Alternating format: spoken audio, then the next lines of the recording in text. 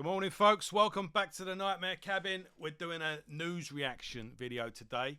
I've not done a video in a while. It's not through lack of wanting to or lack of ideas or even lack of trying. It's just sitting down to actually get stuff done and trying to get people on the channel again is just proving to be more hassle than it's worth. Let's just leave it at that.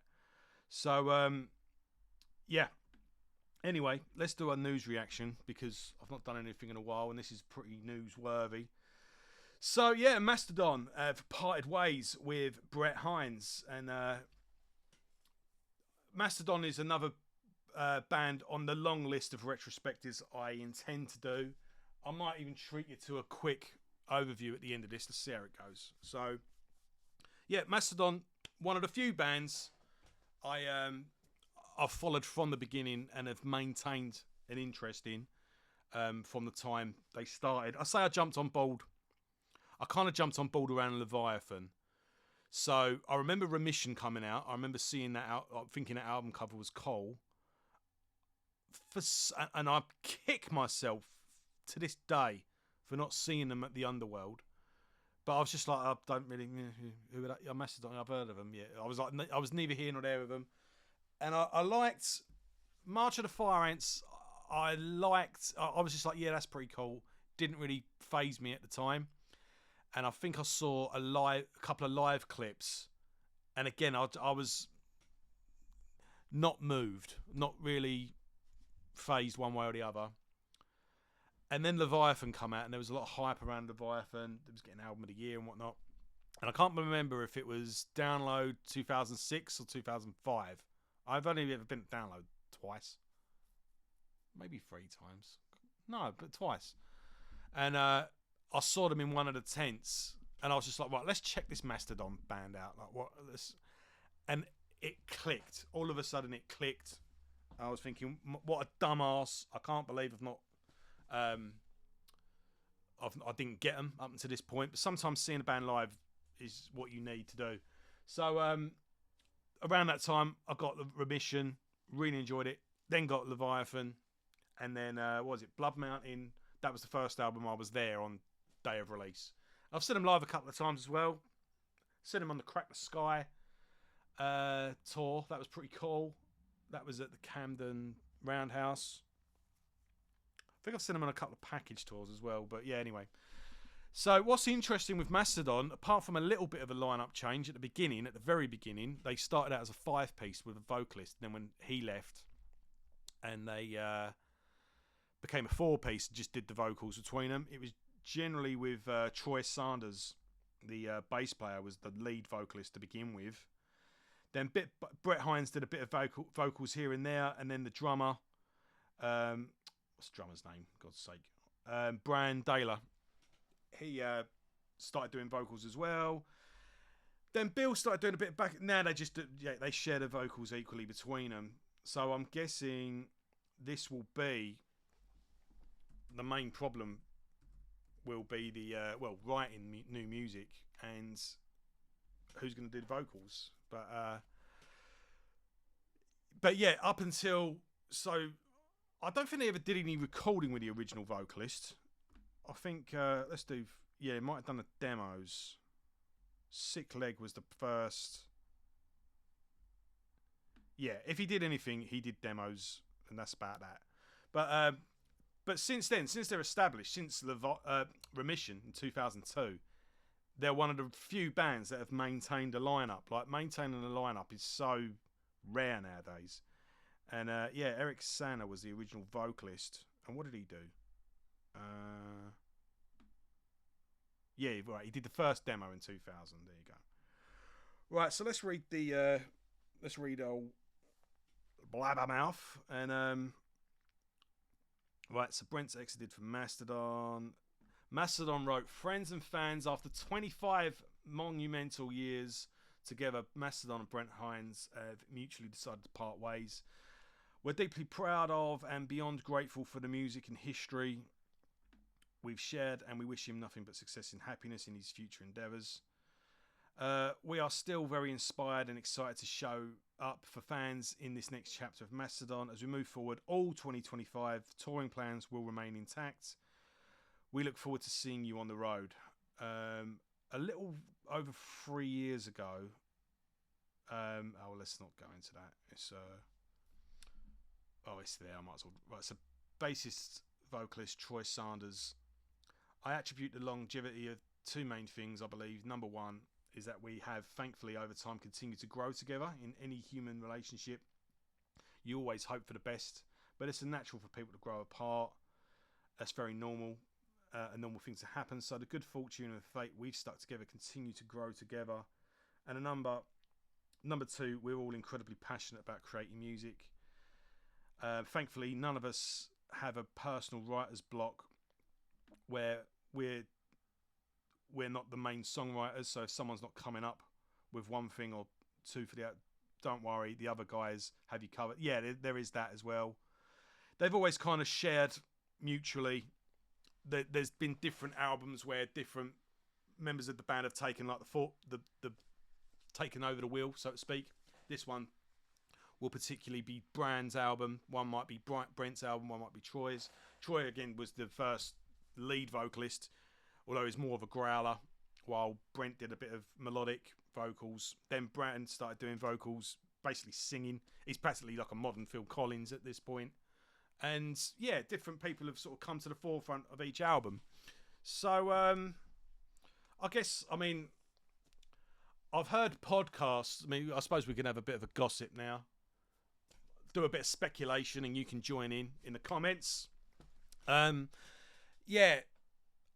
think Brent is he's the one that's he's very artistic and very creative, and he's always working on some sculpture or doing something weird. But he's also, it's been quite well documented that he experiments in certain substances, and who knows, maybe he's just gone off on one. Maybe he's there's certain habits and certain things that the band just aren't willing to put up with anymore. I know he can be quite volatile. I remember hearing a long time ago, he was on Jamie Jaster's podcast, and things get a bit frosty between Mastodon and Machine Head. Notably, who's the guitarist? Well, they're both from Violent. Phil Demmel. Apparently, like Machine Head and Phil and like had a bit of a thingy. Bit of an argument that afternoon, and Brent sort of walked in and sensed an atmosphere and didn't quite know how to react. So he just like went and smacked Phil Demmel in the balls, and then like everyone just jumped on him, and it all got split up, and it was explained he just meant it as a joke and just to break the tension, but it made it even worse. And he said I just went in and we agreed everything would be cool, and I just went in and went over to the fruit bowl and took an apple and just bit it and ate it slowly while staring at Phil the whole time. Maybe stuff like that, Who knows? Some people have said that he doesn't want to play metal anymore and hasn't for a long time. Who knows?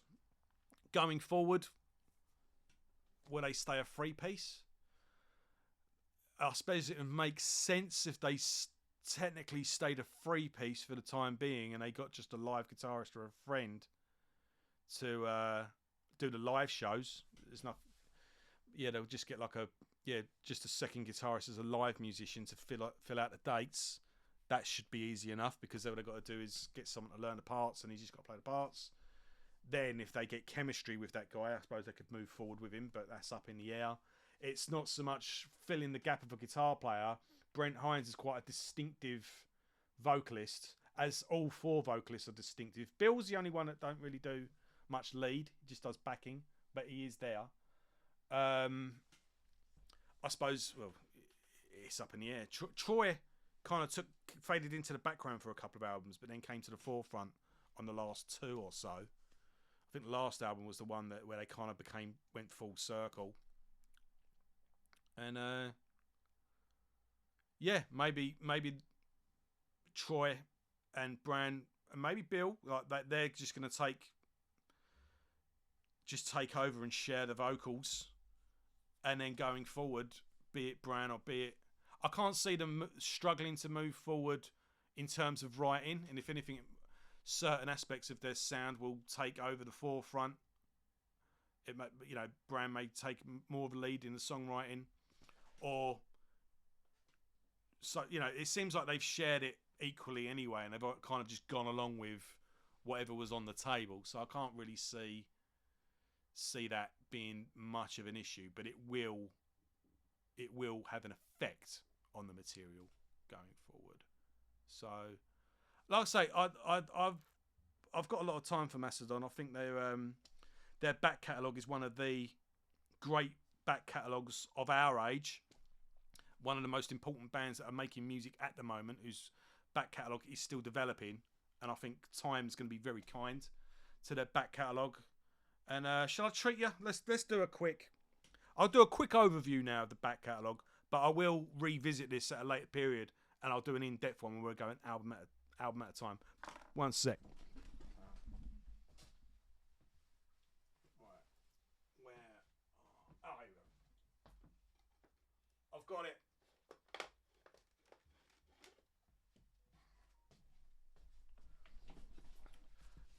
Obviously, Neurosis, Times of Grace is a big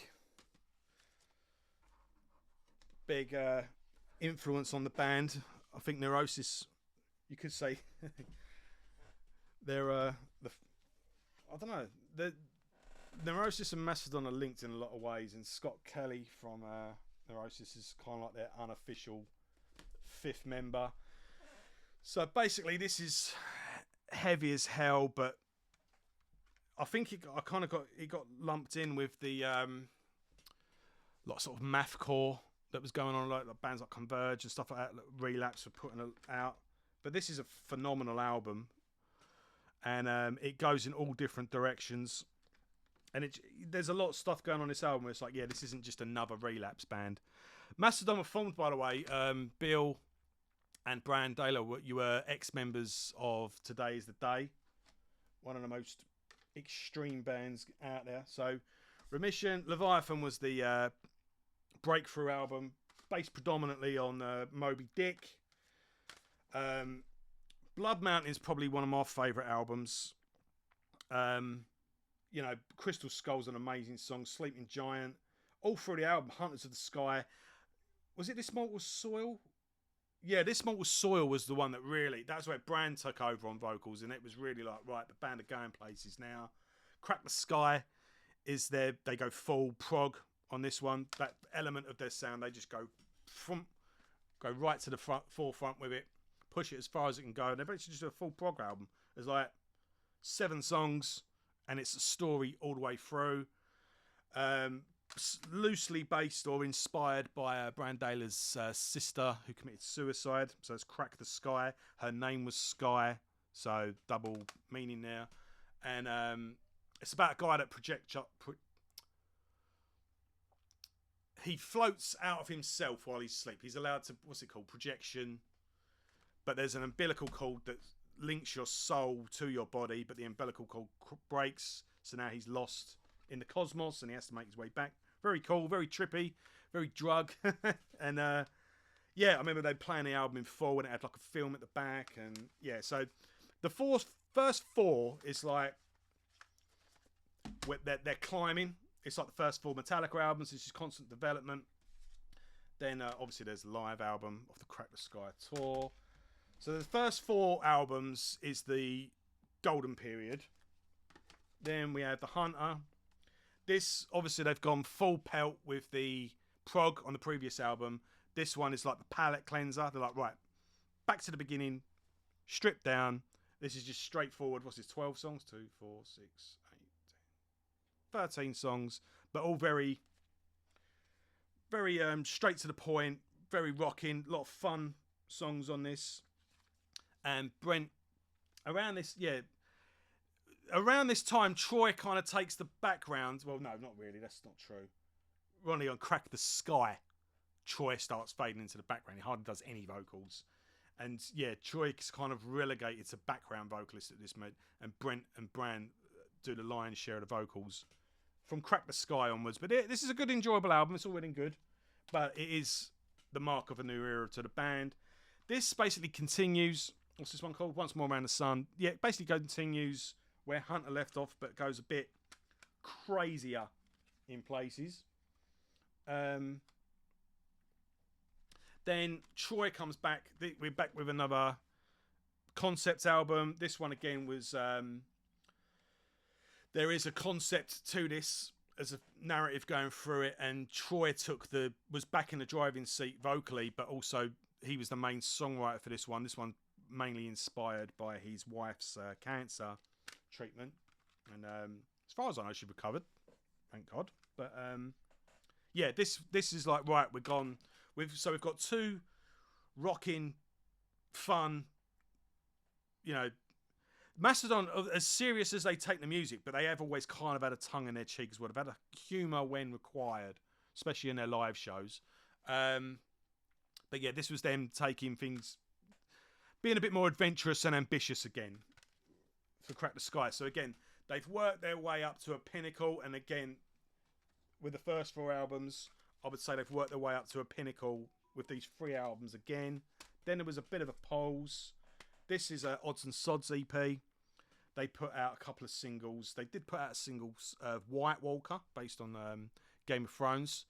That was an instrumental, I believe. And I did try and get hold of a... No, bear with me. This is just an EP. Take no notice of me. Previously unreleased songs. Then I have got... There is one CD with the first 2 EPs on. What did I do with that? What's that? Bear with me. Oh. Right, at some point we get Call of the Mastodon. That is put that with the first 4 albums. Yeah, it's basically the first 2 EPs put together on one disc. EP's pretty good, but you want... It's not the place to start, basically. Is White Walker on this? Yes, it is. Right. So this is a collection of rarities and, medium rarities. White Walker's on this. Couple of live tracks, different takes, all the rest of it. Odds and Sods album, but worth getting if you're a completist, all well and good. And then we get the Hushed and Grim. This is a double album, isn't it? Yeah. It's a double album? Yeah. And again, they're gone ambitious and adventurous again. You would say, right, so is this the pinnacle of that thing? But it's kind of like a new era for the band because there is a bit of a gap. I think that was mainly to do with lockdowns and all that malarkey. What is the difference between the two? This is just 2017. When was this out? 2021. So a bit of a gap. And I suppose this was just before the lockdowns, wasn't it? But you know what I'm getting at. I'll be honest with you. I need to get reacquainted with this album. I remember listening to it when it came out and enjoying it, but I've not listened to it since. So yeah, maybe it's time to do a proper retrospective on Mastodon and really go in depth album by album, and it'll be a long one. So, but that's a brief overview. None of it's bad, but there's different phases, shall we say? So yeah, who knows? Maybe Brent will go solo. I could see that being kind of out there, to be honest. I can't see him going country. He might do some like dark, Nick Cavey sort of country album. And I can see Mastodon just carrying on as a 3-piece and just going weird and widdly, just following Genesis' path, really. And I can see Brand Daler taking the driver's seat going forward. But time will tell. Time will tell. Right. Thanks for watching, everyone. I've got a upcoming Q&A, which I will link in the description. So click on that video if you've got a question. Leave a comment on that video, and when the time comes, I'll be doing a Q&A. So have a good weekend, everyone, and I'll see you all soon. Ta-da.